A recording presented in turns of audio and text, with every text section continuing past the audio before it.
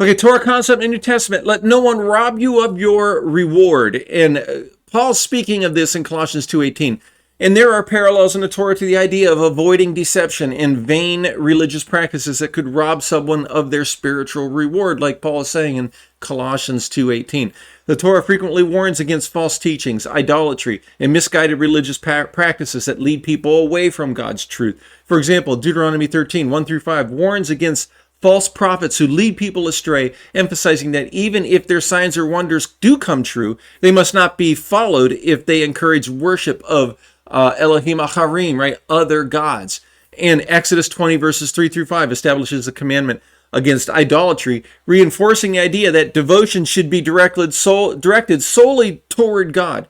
Leviticus 10:1-2 recounts the story of Nadab and Abihu, who offered unauthorized fire before God and were punished, illustrating the dangers of engaging in religious practices that are not divinely sanctioned.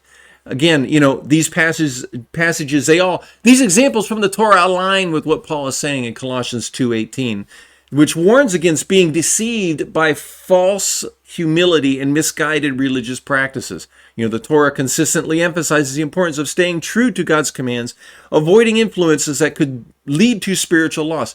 This is, again, how the New Testament and Paul teach Torah. The Torah has not passed away.